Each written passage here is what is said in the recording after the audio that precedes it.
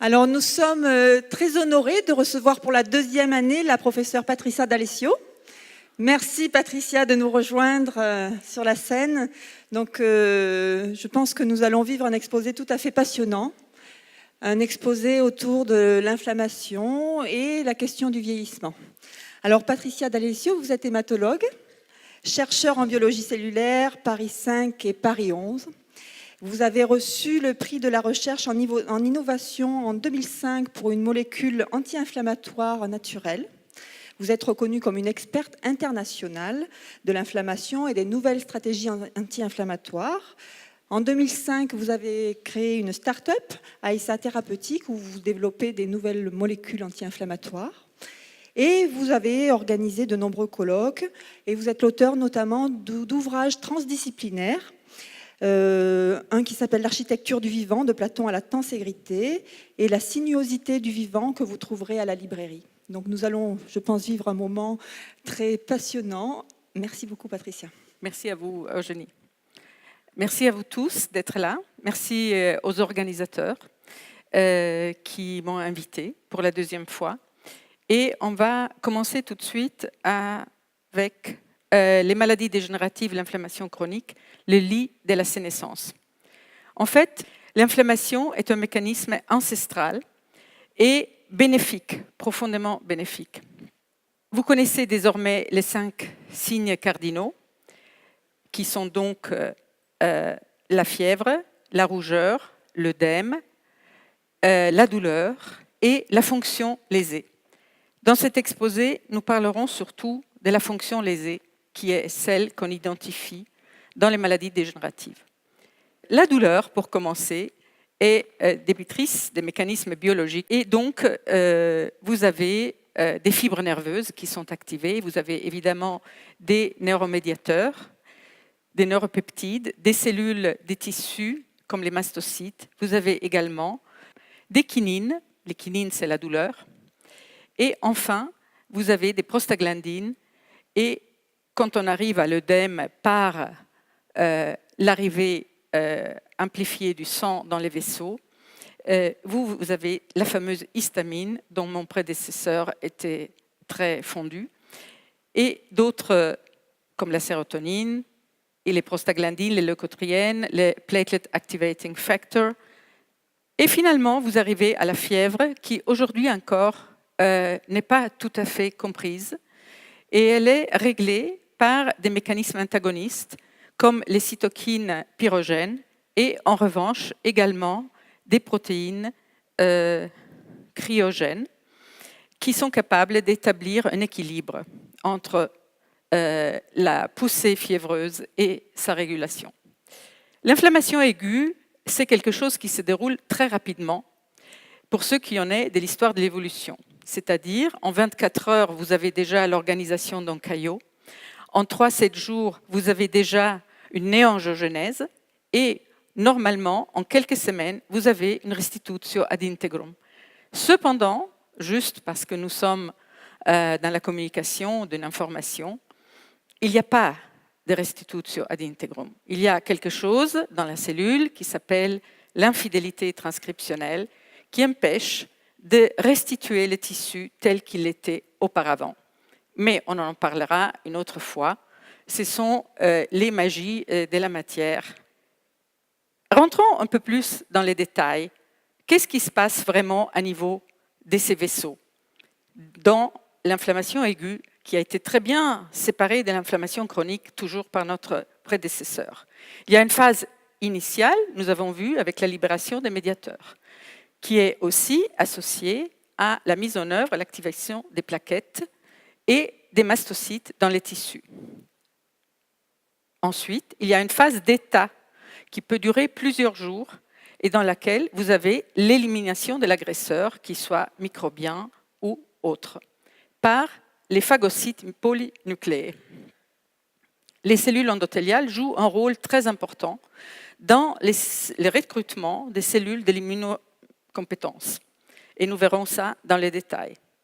Enfin, la phase de cicatrisation, qui est très importante, parce qu'elle prévoit une phase de détertion, tout à fait, d'abord, une phase de reconstruction.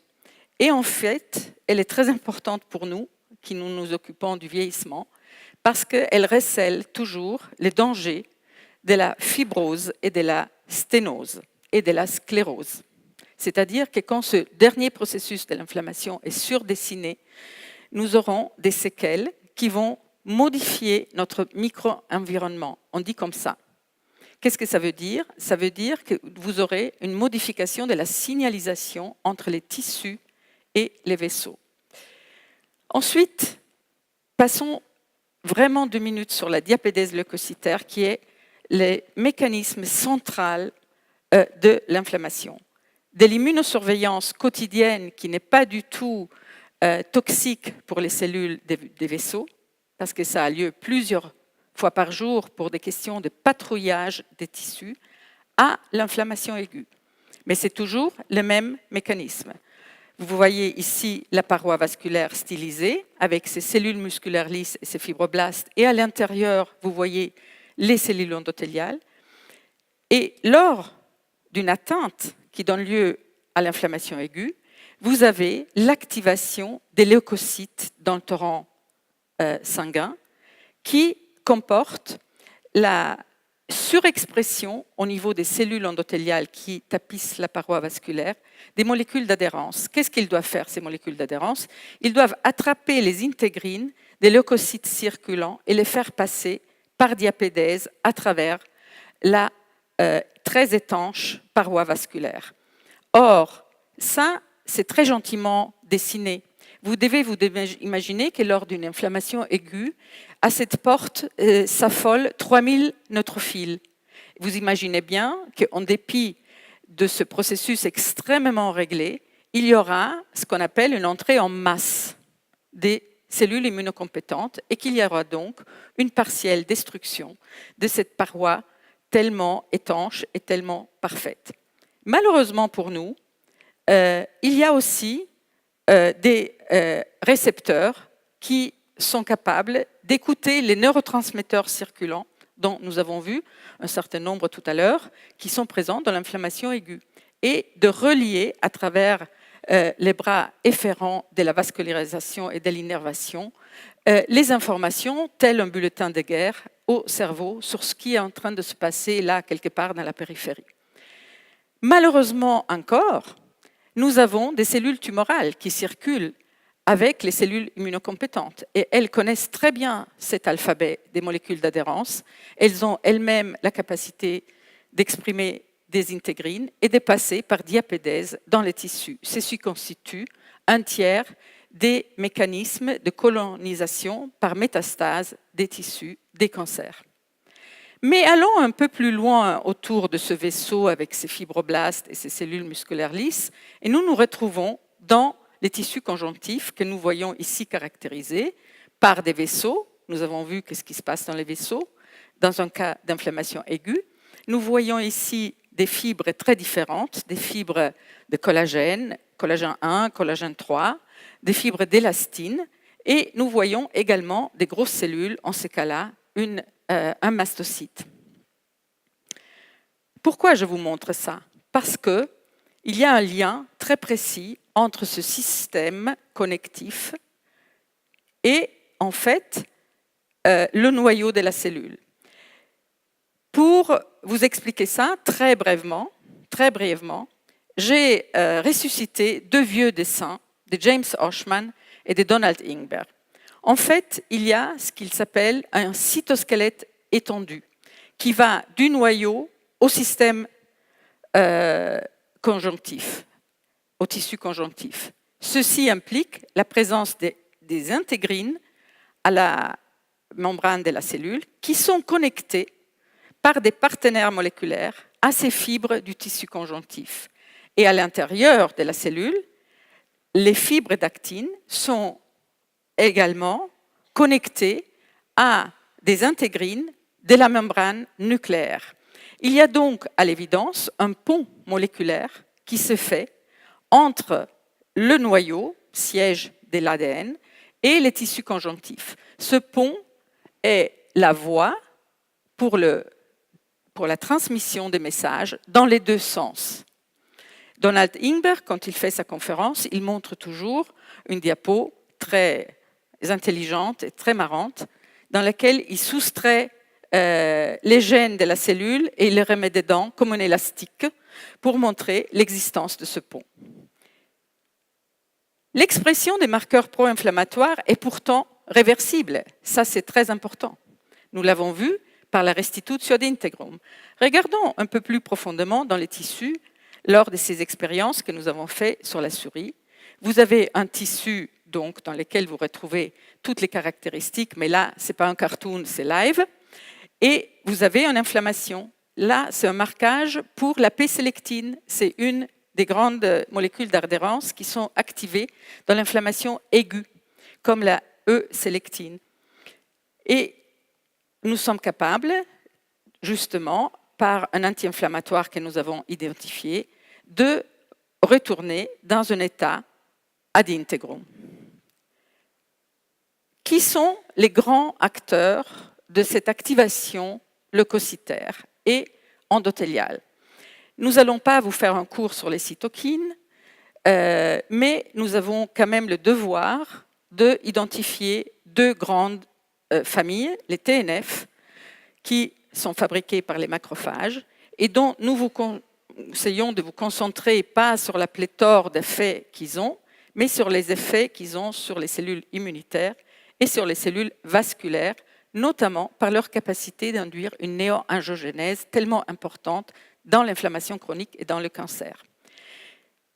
Ce TNF a un allié de fer qui est donc l'interleukine 6, également responsable d'une pléthore d'effets étonnants, mais dont vous concentrerons que sur les parties concernant l'auto-immunité et la maladie inflammatoire chronique. On arrive finalement à la résolution, je résume brièvement. Donc vous avez eu une phagocytose initiale et surtout beaucoup de produits de nettoyage. C'est très important cet aspect de ménage. Il y a des enzymes qui donc sont capables de détruire en partie les micro-organismes, mais la deuxième partie, qui est l'activation des macrophages, vont donc être capables de sécréter ces fameuses cytokines pro-inflammatoires et d'induire une immunité systémique, suivie de la phase de détertion et de la phase de cicatrisation que nous avons vu dans les détails être les vecteurs de la reconstruction du tissu. Vu de l'extérieur, vous avez la résolution du conflit, je dirais. L'inflammation est donc réversible, et ça, c'est une bonne nouvelle. Et encore, vous pouvez choisir, en cas d'inflammation, par exemple, ici, à niveau de la peau, comment intervenir. Vous pouvez comparer différentes stratégies anti-inflammatoires. Il y en a qui marchent mieux que d'autres. Donc, ça est toujours une source de recherche. Mais finalement, comment ça marche vraiment? Quel est le contrôle endogène de l'inflammation? Ce n'est pas possible que ce soit si simple. En fait, nous avons tous, à notre niveau, un grand allié, c'est le nerf vague. Le nerf vague est notre seul allié contre l'inflammation systémique répandue. La voie cholinergique, on appelle ça comme ça, est le mécanisme neurologique qui est capable de supprimer la réponse inflammatoire. La voie anti-inflammatoire cholinergique a été caractérisée, ici vous voyez une planche anatomique et sa distribution qui touche à tous les organes, a été caractérisée par les travaux d'un grand chercheur français, Robert Danzer, qui a travaillé à l'INSERM pendant 30 ans à Bordeaux et qui est maintenant à l'Université du Utah, et qui a bien montré que la stimulation du vague diminue la sécrétion des cytokines pro-inflammatoires. Et pourquoi c'est important ça? C'est très important parce que nous devons, de toute façon, indiquer ce processus qui risque à tout moment d'être surdessiné. De toute façon, nous sommes surdessinés sur tout. La stimulation du nerf vague est donc une façon rapide et localisée d'indiquer les processus inflammatoires endogènes.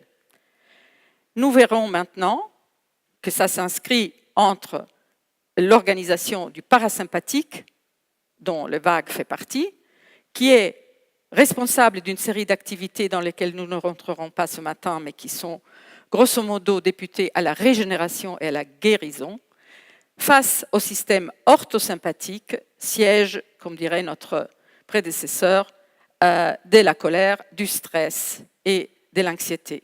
Mais enfin, qu'est-ce qu'il faut faire pour stimuler le vague alors ? Les activités qui induisent l'effet anti-inflammatoire du vague sont extrêmement intéressantes. Tout d'abord, un goût qui vous plaît. C'est si simple que ça. Vous mangez quelque chose qui vous plaît énormément. Ça stimule le vague immédiatement. Une autre, c'est un son que vous aimez entendre, une voix qui vous plaît, une chanson, une musique, mais également simplement le bruit du vent ou de l'eau qui coule. Tout ça stimule profondément le vague. Et enfin, un toucher. Typiquement, un massage ou l'acupuncture sont capables d'induire cette sempiternelle loi physique de traduction d'une force mécanique en une tension électrique. Et pourquoi c'est important ça ? Parce que ça modifie complètement l'électromagnétisme du milieu et avec ceci, la cohérence de l'eau. Ça, c'est encore un autre sujet, mais la modification de la cohérence de l'eau est une des grandes sources anti-inflammatoires de notre corps. Et il y a plusieurs techniques et approches pour obtenir ça. L'inflammation est aussi déclenchée par le stress. J'étais étonnée qu'en ce congrès vraiment très savant et intéressant, si peu de monde a abordé le stress. Le stress est donc un stressor. Et qu'est-ce qui stresse ? Ce n'est pas quelque chose de concret. Ce qui stresse, selon Hans Selye, c'est ce qui vous stresse. Point. Donc, il y arrive le stressor. Le stressor arrive et il y a tout de suite un système limbique qui prend ça en charge et il y a un système de récompense qui se met en place immédiatement pour contrer le stress. Mais également, il y a l'activation d'une autre partie du cerveau, le cerveau préfrontal, qui lui, il est plus réfléchi, il est plus de longue durée, il ne veut pas y aller tout de suite, il freine.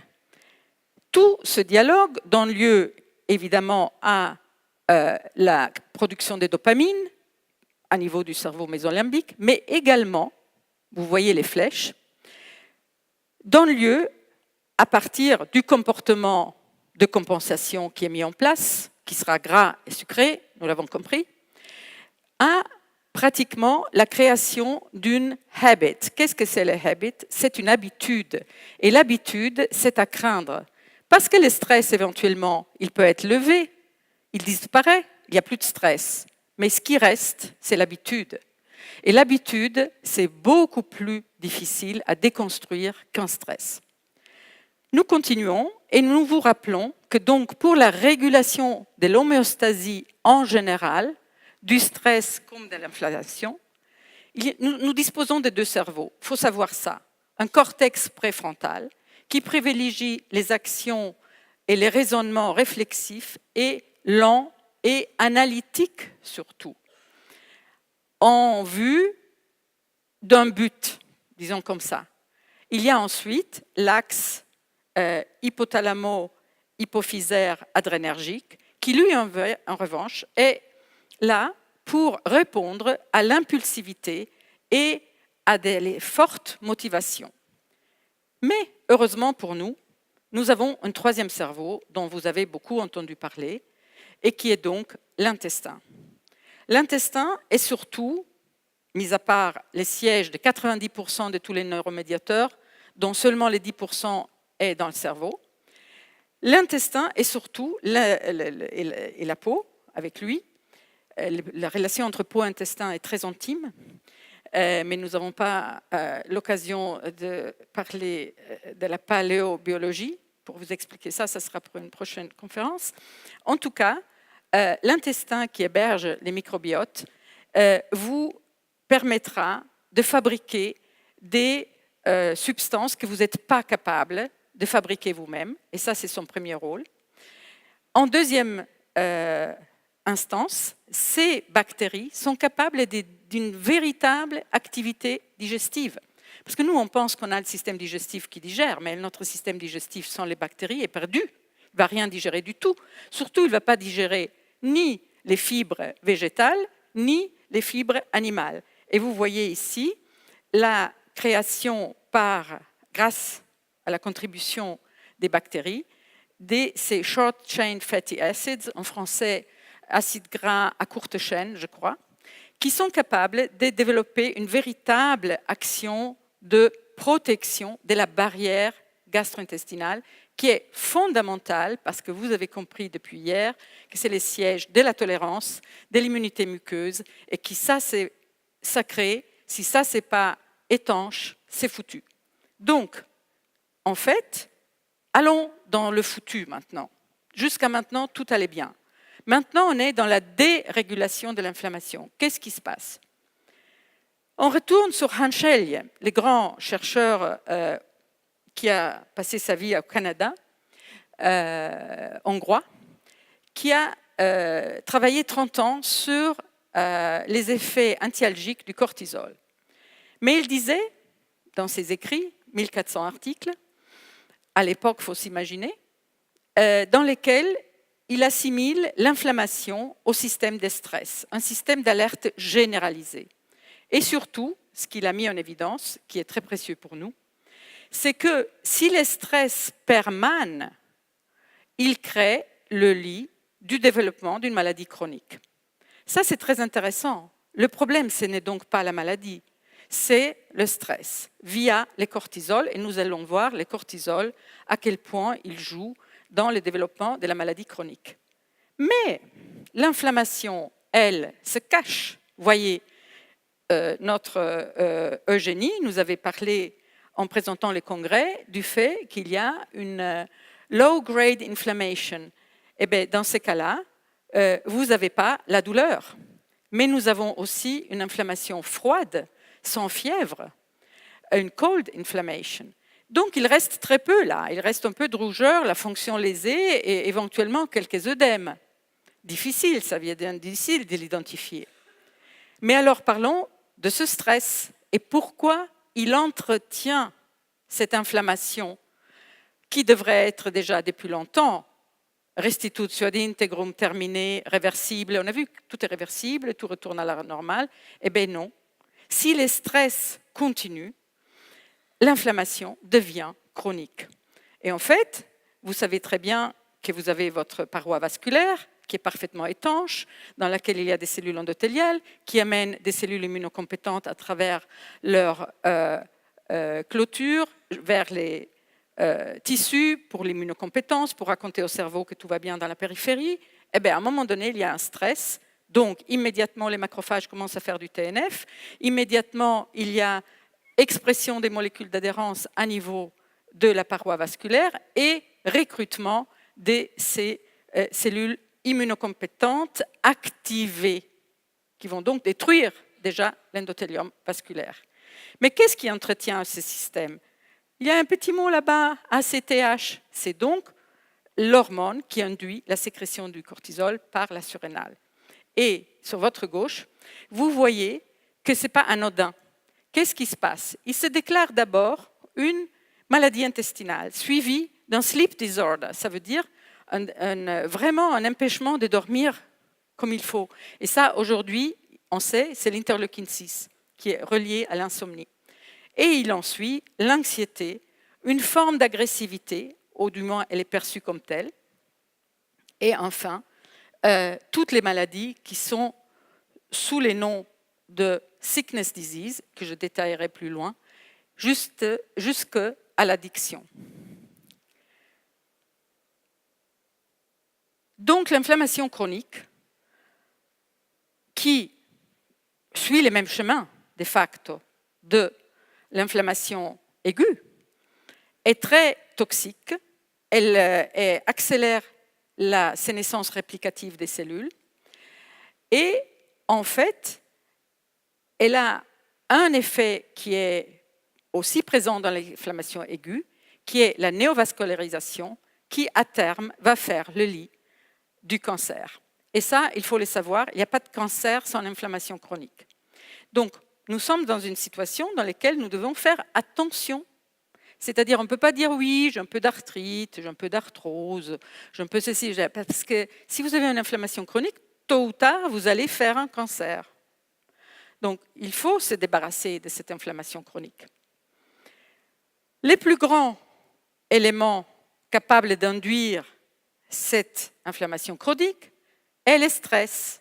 Et comment ça se passe? Ça se passe d'abord par une discontinuité mécanique de la couche très étanche de nos cellules entérocytes du système digestif. Vous voyez à gauche quand ça marche bien.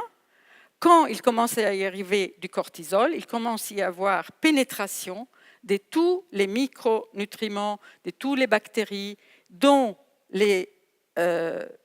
l'immunité sous-jacente n'est plus capable de prendre en charge la conséquence, qui vont créer des systèmes immuns, qui vont créer de l'auto-immunité, de l'inflammation systémique et qui vont transiter à travers les vaisseaux à niveau du système inflammatoire cérébral en créant ce qu'on appelle la neuroinflammation, très étudiée dans les dernières années, et les fameux sickness disease. Les sickness disease, c'est vraiment le malaise, la dépression, désormais très liée à l'inflammation par le biais de l'interleukine 1 bêta. Nous verrons tout ça dans les détails dans un instant. Mais également, disons, l'incapacité à se concentrer, les pensées noires et tout ce qui amène à une progressive désocialisation. Vous n'avez plus envie de voir les autres. Lorsque les barrières immunomuqueuses tombent, l'inflammation peut être exportée à l'organisme entier. Et ça s'appelle le leaky gut. Donc, il faut que vous intégriez, pour faire un résumé, parce que peut-être vous êtes perdu, il faut que vous sachiez que vous êtes stressé, vous allez faire du cortisol, le cortisol va faire des trous dans la barrière du gut. Et ça va faire le leaky gut.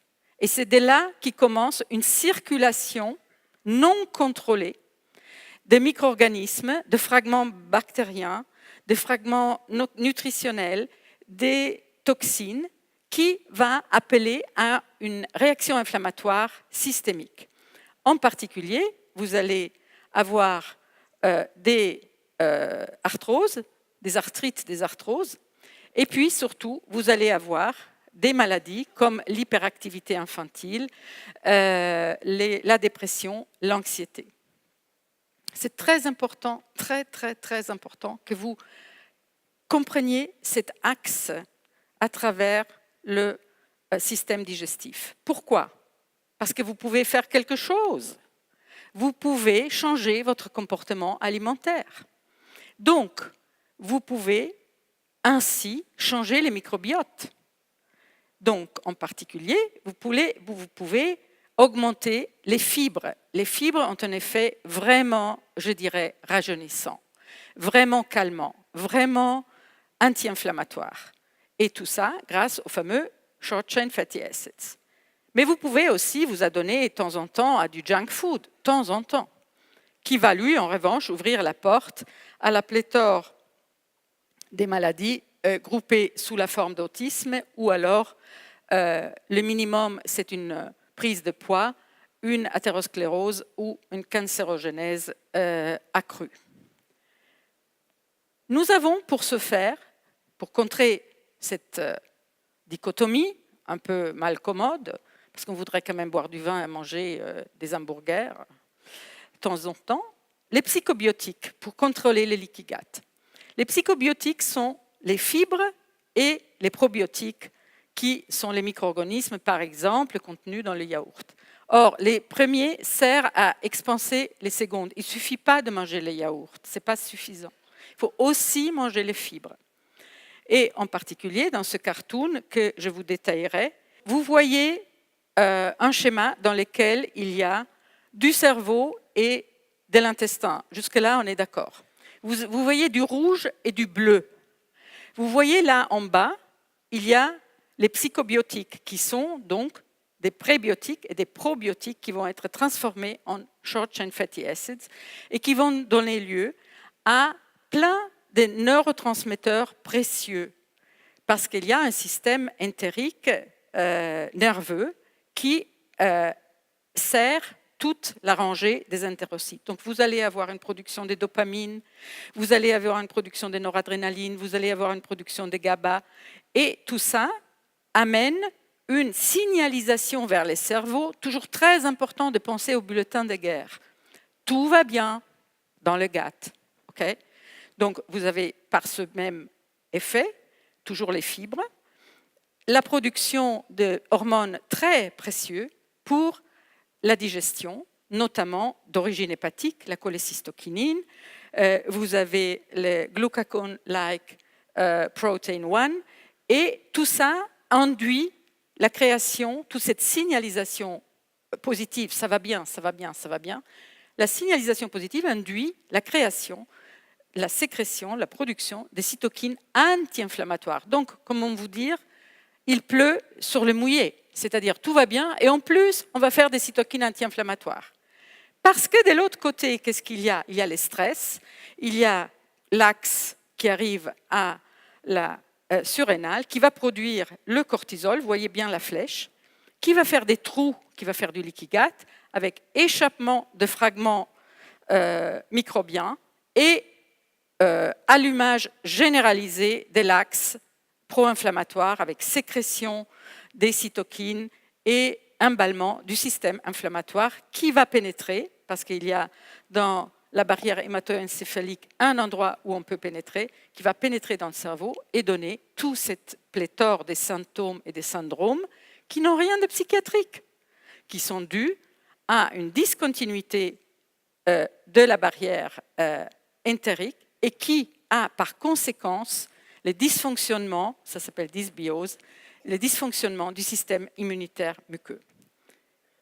Comment l'inflammation généralisée accélère la sénescence des cellules? Je vous en ai dit en mots au départ, en disant que l'inflammation chronique accélère la sénescence réplicative des cellules, mais parce qu'elle produit des SASP. C'est quoi les SASP? Alors, les SASP sont des stars absolues du monde de la sénescence. Ce sont des cellules sécrétives qui commencent, lorsqu'ils ont atteint la sénescence, à devenir inflammatoires. Et jusque-là, on se dit, mais qui s'en fiche? On sait qu'on peut réverser l'inflammation. Elles deviennent aussi encore un peu plus agressives. Elles commencent à sécréter massivement de l'interleukine 6. Et ça ne va pas très bien. Et donc, nous avons beaucoup publié là-dessus. Qu'est-ce qu'on fait? Quel est le problème? Comment on peut indiquer la cellule sénescente hypersécrétive inflammatoire? La réponse inflammatoire, nous savions, elle est réversible. Très bien, on peut arriver d'un état inactivé à un état activé avec polymérisation des lactines, vous voyez en rouge, marqué par la rhodamine, et qui va faire des grands vaisseaux, faisceaux de actine, ça s'appelle les fibres de stress, pas par hasard, qui vont engager une très importante signalisation vers les noyaux. Mais donc, on pourrait les réverser. Normalement, ça marche comme ça. Eh bien, dans les cellules sénescentes, ça ne marche pas. Donc, on est bloqué là. On ne sait pas pourquoi ça ne marche pas dans les cellules sénescentes. Les cellules changent de forme avec le temps. Ça, c'est peut-être une intuition qui peut nous guider. La cellule jeune est toute rondelette, elle est bien gonflette, elle est bien dans son cytosquelette accrochée à sa matrice extracellulaire. Et la cellule sénescente, elle est complètement, disons, stressée, avec des fibres presque déshydratées. Or, la perte de fonction, on arrive à la dernière caractéristique pour introduire les maladies dégénératives, la perte de fonction est essentielle et c'est un élément qui a à tenir à l'inflammation. Nous connaissons tous ce schéma. Et l'effort majeur aujourd'hui, c'est de rallonger cette période de temps entre le changement de la forme numéro 5 à le changement à la forme numéro 6. Eh bien, ça, c'est notre effort majeur aujourd'hui. Les gens qui s'occupent de l'antivieillissement essayent de faire ça. Sauf que ça n'a rien à voir avec le vieillissement. Le changement de forme n'est pas inéluctable. Et ça, c'est une planche que je tirais d'un article de Hochman, James Hochman, qui a été ici l'année dernière, parce que, en fait, c'est les traumatismes émotionnels et la gravité qui vont faire ce changement de forme. Et comment ça marche? Ça marche parce que le traumatisme raccourcit les corps. Pour raccourcir un corps, il faut créer un imbalance, un déséquilibre entre les groupes musculaires. Et les changements compensatoires des groupes musculaires flexeurs et extenseurs vont créer, en effet, une forme, Winnicott l'aurait appelée l'attitude. Vous voyez, l'attitude courbée, c'est une attitude. C'est un changement de forme qui tient à un déséquilibre des muscles. Et naturellement, il va de soi qu'il est accompagné d'une forme de tension insupportable et d'un changement de régie entre les orthosympathiques et les parasympathiques avec prévalence de l'orthosympathique. Donc c'est ça qui se passe. Ça n'a rien à voir avec le vieillissement. Mais donc c'est ça aussi qui nous mène aux maladies dégénératives. Bref, point de la situation, si au cas où vous étiez perdu. Vous avez les batteries à 1%, vous n'avez plus rien, vous êtes complètement à l'ouest. Donc, vous avez une inflammation quelque part dans l'environnement, vous l'avez bien répondu, ça s'est résolu. Après, vous avez aussi les systèmes d'activation du vague à votre service. Mais le stress reprend le dessus. Qu'est-ce que faire? Les systèmes de récompense, on peut manger des hamburgers, mais pas tout le temps. Et après, et puis on sait, c'est pas bon. Et puis après, vous organisez en revanche une inflammation chronique parce que vous n'arrivez plus à répondre, les rewarding systems, ça ne marche plus. Donc en fait, vous arrivez à une activation persistante du système immunitaire. Et là, je vous veux tous là, hein, vous avez compris que le système immunitaire, il ne faut pas trop le chatouiller. Déjà, il fait bien son boulot. Il ne faut pas tout le temps lui envoyer des dépêches en disant « ici ça ne va pas, ici ça ne va pas, ça ne va pas ». Donc il s'emballe et il lâche des poids précieux. Donc vous avez la fameuse perte de fonction que nous allons maintenant aborder par le développement des maladies dégénératives dont j'ai choisi, comme par hasard, 5, mais on va les passer très vite. C'est juste pour illustrer à quel point le syndrome fonctionnel est prédominant. L'athérosclérose, donc, la démence vasculaire et la polyarthrite rhumatoïde, la sarcopénie. Et nous voici à caractériser où on arrive quand on stimule trop son système immunitaire. Ça va, vous suivez vaguement? C'est bon? Quelle est la définition des maladies dégénératives déjà? Elle n'est pas du tout ce qu'on croit. La définition des maladies dégénératives tient à une accrue vulnérabilité face au challenge de l'environnement. Ce n'est pas du tout qu'on s'attend. Mais c'est comme ça qu'on a un côlon irritable, une fibromyalgie, des douleurs, des migraines, des syndromes de fatigue chronique très reliés aux micro-organismes du tube digestif et de la polysensibilité aux produits chimiques de plus en plus présente. Et enfin, la maladie de l'articulation temporomandibulaire. Mais ça parle un peu de colère, vaguement.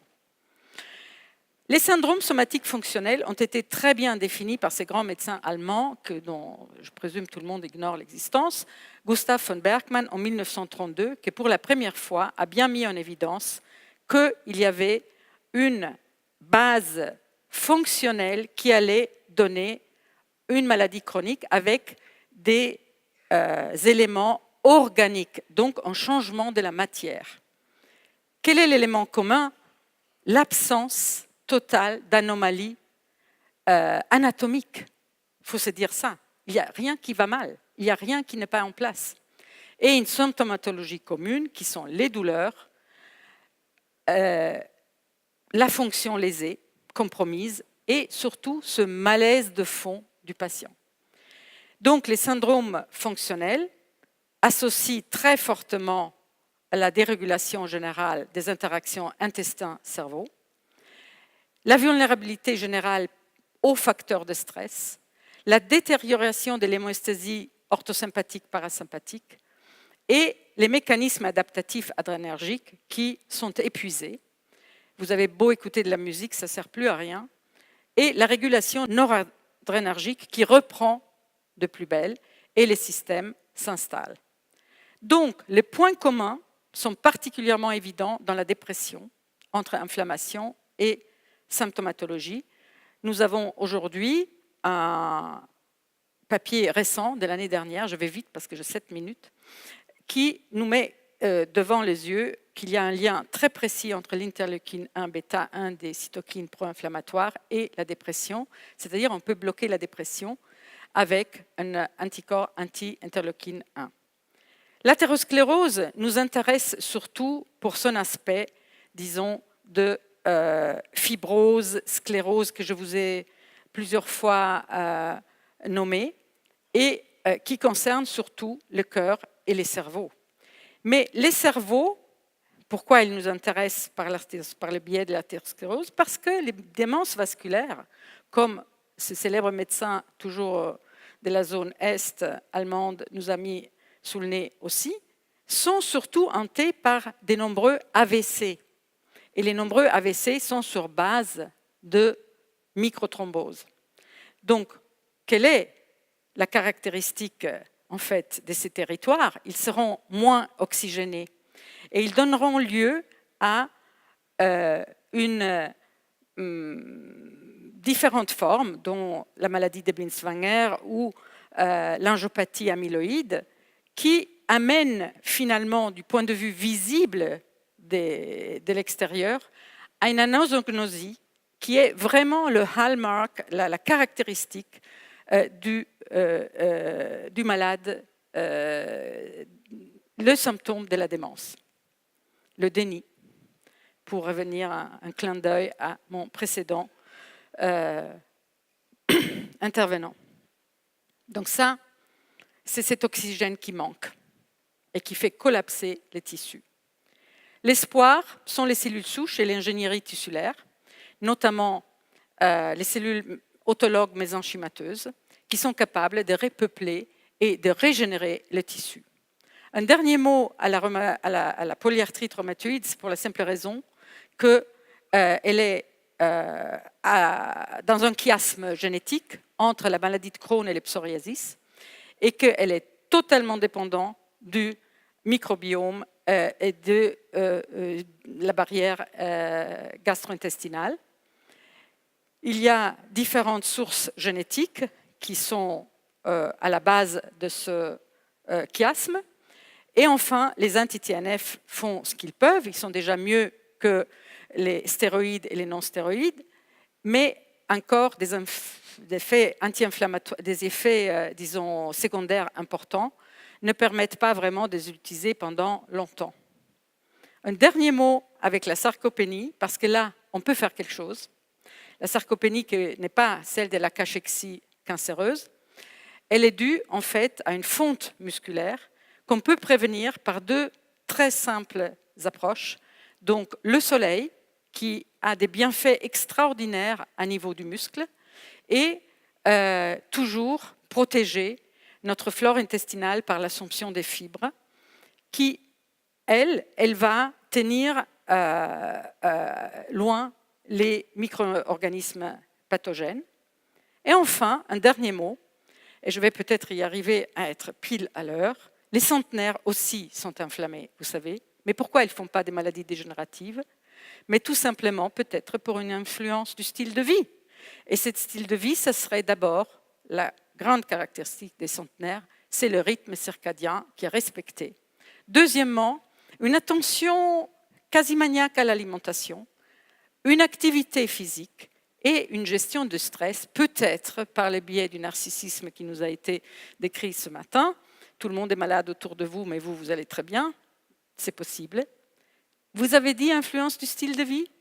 Eh bien, nous savons aujourd'hui, depuis un an, un grand papier est sorti, la référence est là, que le tai chi, le qigong, la méditation et le yoga changent très précisément tous les données. Vous reconnaissez tous les protagonistes de ma présentation, entre le cortisol, la CTH et la création des cytokines pro-inflammatoires, tout le monde est là.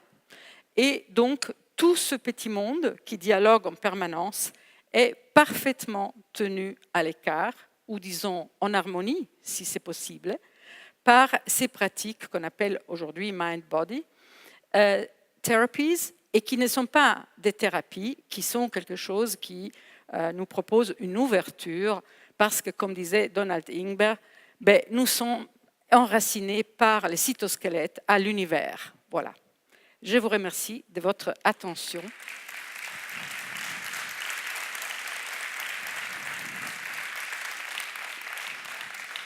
Merci beaucoup Patricia pour ce magnifique exposé, très riche. Je pense que là, il va y avoir des réactions. On va mettre les lumières sur la salle, s'il vous plaît. Alors, qui veut intervenir, poser la première question? Alors, ici, au milieu. Tout d'abord, merci pour votre magnifique exposé. C'est toujours un plaisir de vous entendre et d'apprendre de vos connaissances et du fruit de vos recherches.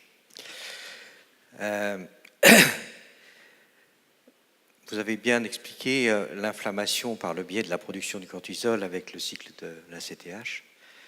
Et sous l'influence du stress, ma question est aussi, est-ce qu'il n'y a pas un cercle qui se perpétue avec, puisqu'on a une toxinisation importante et qu'on doit détoxifier, donc le foie est surchargé. En étant surchargé, il va produire des aromatases, lesquelles aromatases vont produire de l'inflammation et vont produire une acidose tissulaire, laquelle acidose tissulaire va évidemment générer des tissus qui sont chargés. Est-ce qu'il n'y a pas aussi ce cycle? Oui, vous faites très bien d'évoquer le foie. En fait, je n'ai pas mis une planche, toujours par respect des 45 minutes, mais une planche manquait dans les topos, et naturellement, vous l'avez tout de suite identifié. C'était la planche du foie. En fait, le foie a une voie privilégiée vis-à-vis du noyau solitaire qui achemine toute la signalisation pro-inflammatoire et qui est capable, par des modifications de la porte d'entrée à niveau hémato-encéphalique, d'amener en premier les cytokines pro-inflammatoires vers le cerveau. C'est vraiment le point d'alerte de la neuroinflammation et elle part du foie, par une voie très précise qui a été très bien caractérisée. Il y a une revue magnifique, je peux vous la citer, et qui concerne surtout les noyaux mésolimbiques, mais également le cortex. Donc vous avez immédiatement, par le biais du foie, plus qu'un bulletin de guerre. Là, c'est vraiment une induction d'un état d'alerte. Ça veut dire, sur le plan pratique, que si vous êtes dans une condition de malaise, ce n'est pas parce que vous êtes de mauvaise humeur, c'est qu'il se passe vraiment quelque chose. Voilà, c'est organique. Très grand merci pour la question. Je vais remettre la planche la prochaine fois. Merci. On a une deuxième question ici. Est-ce que je peux simplement une petite...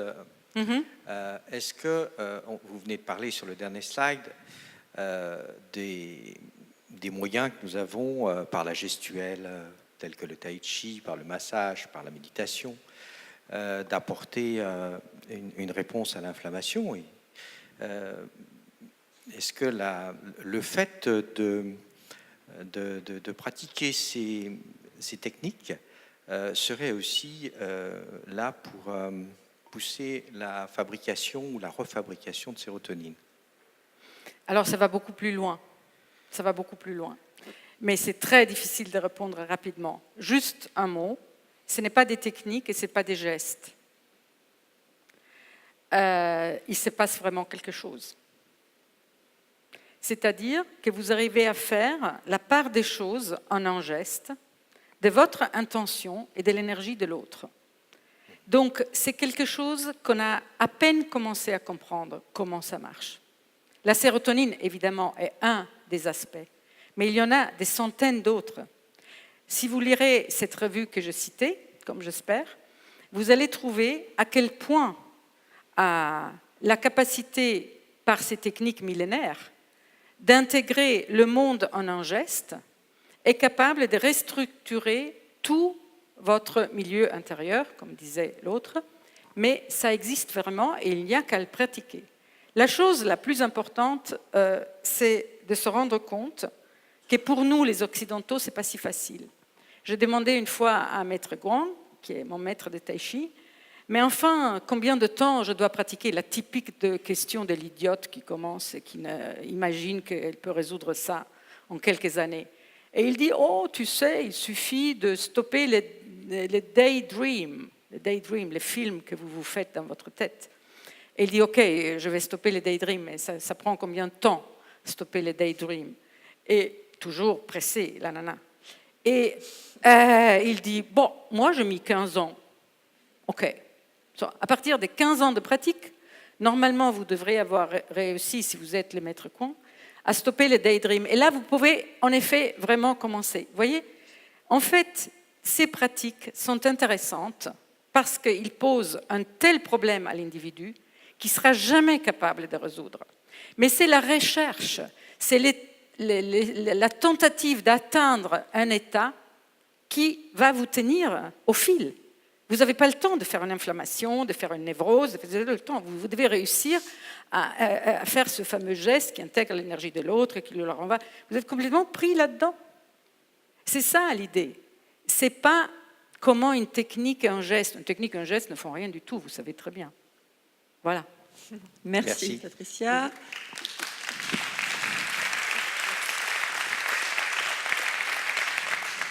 On a une question dans cette allée.